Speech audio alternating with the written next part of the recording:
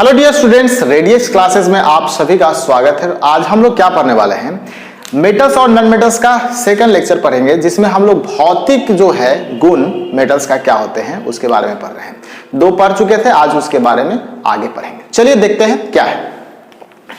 आज है हमारा धातुओं के भौतिक गुण में तनन और सामर्थ्य। तनन सामर्थ्य यानी कि टेंसाइल स्ट्रेंथ किसे कहते हैं। ठीक है, तनन सामर्थ्य कहने का मतलब क्या होता है कि ये हैवी लोड को झेल सकता है। जितने भी मेटल्स है ना, आजकल देखते हैं जितने भी हम लोग गाड़ी व्हीकल्स बनाते हैं जिसमें बहुत हैवी लोड रखना पड़ता है, वो सब के जो बॉडी बने हुए हैं वो सब किसका बना होता है, मेटल्स का ज्यादातर बना होता है। ठीक, यानी कि धातुएं काफी सबल होने के कारण अत्यधिक भारी बोझ वहन कर सकती है, अर्थात उनकी तनन सामर्थ्य उच्च होता है। यानी कि ये भारी वहन को, हैवी लोड को ये सहन कर सकता है। इस कारण से इसको क्या बोला जाता है, टेंसाइल स्ट्रेंथ इसमें हाई होता है, ऐसा बोला जाता है। अंग्रेजी में भी हमने लिखा है, जो भी इंग्लिश मीडियम वाले बच्चे हैं वो भी समझ सकते हैं। जैसे metals are highly strong due to which they can tolerate heavy loads that they have high tensile strength. यानी कि वैसे मेटल्स के पास क्या होते हैं, the metals have high tensile strength. ठीक है, that's why they can carry या दे कैन टॉलरेट हाई या तो हैवी लोड्स, यानी कि हैवी लोड्स को वो क्या कर सकते हैं, कैरी कर सकते हैं, लोड को टॉलरेट कर सकते हैं। इस कारण से उसको बोला जाता है।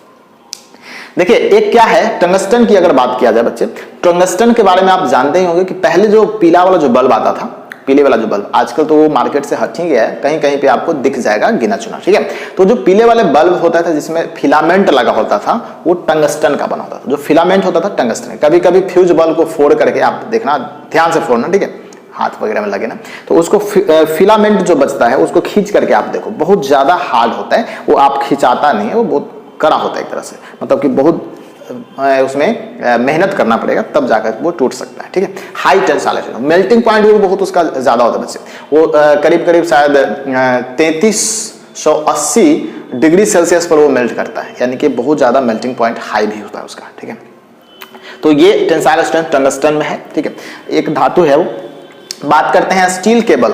स्टील केबल, अगर आप कहीं राजगीर वगैरह घूमने जाओगे ना, जहाँ पे क्या होता है, वायर के थ्रू, मतलब कि एक वो पहाड़ पे चढ़ाया जाता है ना, ठीक है, तो उसमें जो झूला के टाइप के जो होता है उसमें जो चढ़ाया जाता है, तो वायर कौन सा होता है, स्टील वायर रहता है, वो बहुत ज्यादा लोड को कैरी कर सकता है। तो स्टील वायर वाला केबल से क्या किया जाता है, बड़े बड़े लोड्स को उठाया जाता है। ठीक है, ट्रक ये सब क्या करता है, किरान ये सब के माध्यम से बड़े बड़े जो ट्रैक्टर वगैरह ना, उसको उठा करके बड़े बड़े ट्रक पर लोड कर सकता है। ठीक है, तो इसमें बहुत ज्यादा टेंसाइल स्ट्रेंथ होता है, तनन सामर्थ्य बहुत ज्यादा होता है। आई होप ये क्लियर हो गया होगा, है ना।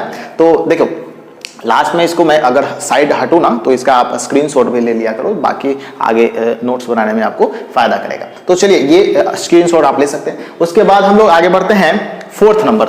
ठीक है, चौथा जो प्रॉपर्टीज है मेटल्स का, वो क्या कहता है, चौथा प्रॉपर्टीज का नाम है आघात वर्धनीयता, यानी कि मेलिएबिलिटी। अब देखो, ये मेलिएबिलिटी होता क्या है। आघात मतलब होता है चोट। आघात मतलब क्या होता है, चोट, यानी कि इसको चोट अगर करोगे तो ये सह सकता है।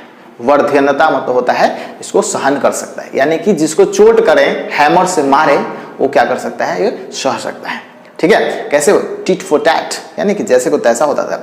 और एक जैसे महात्मा गांधी का नेचर था कि अगर एक गाल में आप चमाटा मारोगे ना, तो दूसरे गाल भी वो दे देंगे। ठीक है, तो ये मेटल्स के पास ऐसा कुछ प्रॉपर्टीज है कि ये आघात सह सकता है। ठीक है, नॉन मेटल्स के पास ऐसा नहीं, वो चूर चूर हो जाएगा, ये आघात सह करके चूर चूर नहीं होगा। ठीक है, तो यहाँ पे देखिए क्या है कि धातुओं को हथौड़े से पीट पीट कर पतली चादरें बनाया जा सकता है, पतला चादर बनाया जाता है। पेटी वगैरह के सब होता है ना, वो पतला चादर बनाया जाता है। आजकल के जो क्या उसको बोला जाता है, वॉशरूम वगैरह में जो गेट बना होता है, अल्युमिनियम फॉइल का बना होता है ना, अल्युमिनियम का चादर बना होता है। ठीक है,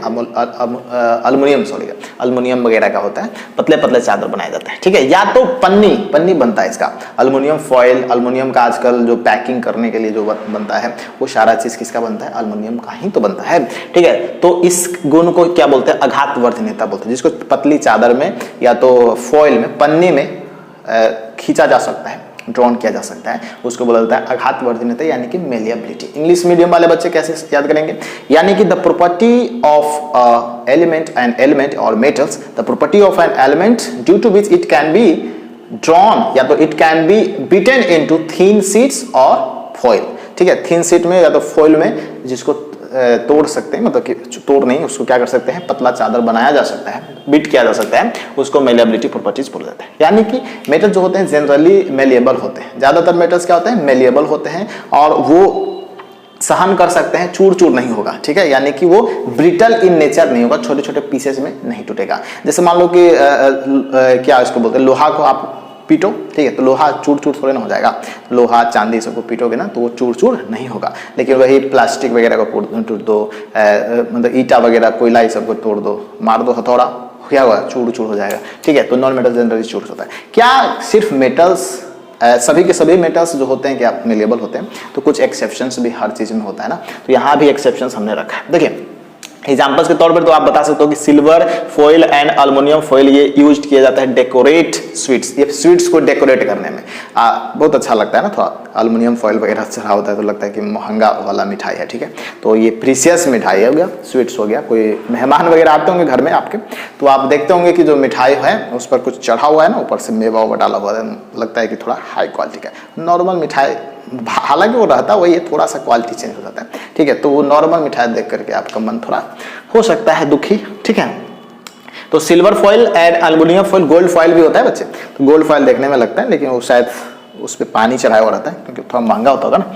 उसके बाद क्या है, अपवाद की बात कर रहे हैं, तो एंटीमनी और विस्मत, देखिए दो ऐसे मेटल्स हैं एंटीमनी और विस्मत, जो क्या करते हैं, बहुत ज्यादा ब्रिटल इन नेचर होता है, उसको हथौड़ा मारोगे तो वो सहन नहीं कर पाएगा, क्योंकि नेचर होता है ना, हर एक व्यक्ति सहनशील थोड़े हो, हर व्यक्ति गांधी जी थोड़े ना हो जाएगा, सुभाष चंद्र बोस भी होगा नहीं, मारोगे तो एक इधर से भी मारेंगे। यानी कि कहने का मतलब क्या हुआ, ये चूर चूर हो जाएगा, एकदम टूट फूट जाएगा, ओके। तो यानी कि एंटीमनी और विस्मत इसका क्या हो गया, एक्सेप्शन हो गया बच्चे, ठीक है। तो इस प्रकार से ये चार हम लोग इसके फिजिकल प्रॉपर्टीज पढ़ लिए हैं, और भी नेक्स्ट वीडियोज में हम लोग इसके प्रॉपर्टीज लाएंगे। एक बार आप क्या कर लो, इसको स्क्रीनशॉट ले लो, हर वीडियो में आप हट जाएंगे, थोड़ा सा स्क्रीनशॉट बच्चे ले लेंगे ताकि आगे की बात समझ में आए।